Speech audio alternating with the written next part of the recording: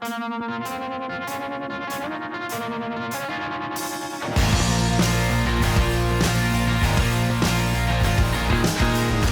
right, guys. Tyler down here at Emerald City Guitars with my pick of the day, which today is this 1965 Gibson SG Standard with vibrola tailpiece. Now, we've demoed a few mid-60s SGs before, so I'll spare you the entire history, but the salient facts are these. The Les Paul model came out in 1952. It had a decent amount of success, but by the late 50s, sales were waning and popularity was really down. This is of course ironic because it's these Les Pauls that today are considered the absolute paragon of solid body electric guitars.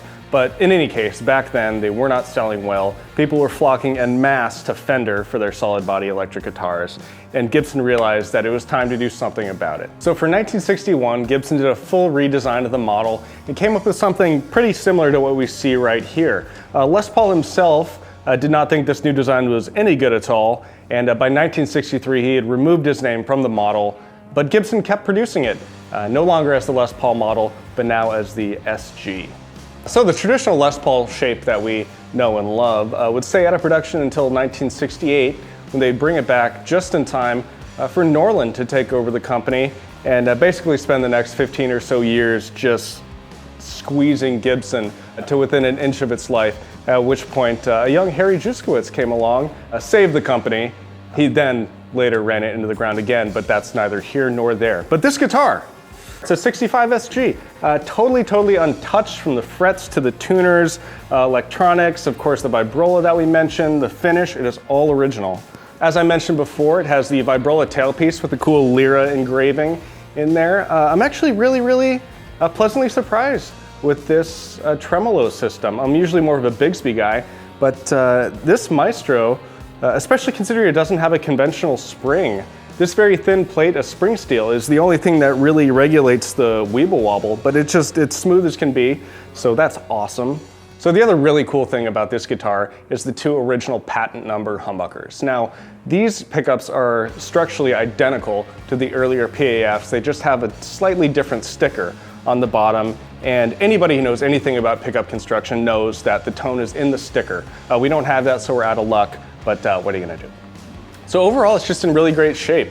There's some really light, honest wear, bump here and there, maybe a nick, but no structural damage or anything, no repairs whatsoever. And like I said, it's totally original, so just as cool as can be, the perfect guitar for an investment, or even just a player. So the amp that we're gonna plug into today is this 1953 Fender Deluxe, a really early wide panel. Sometimes in early 53 you'll see some TV fronts, but this is the later wide panel model.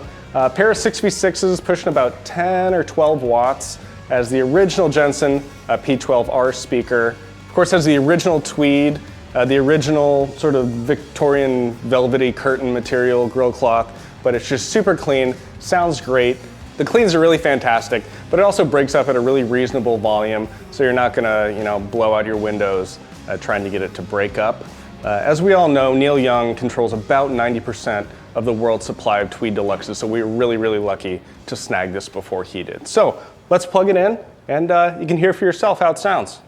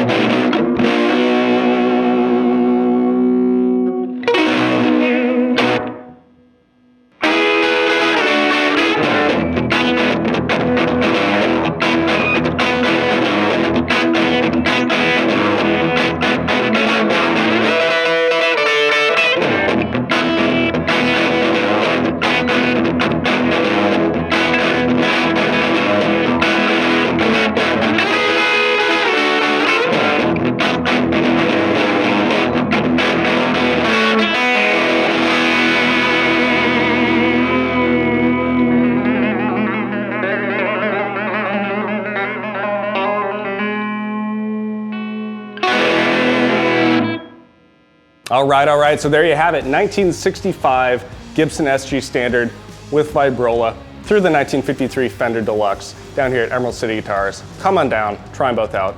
See you next time.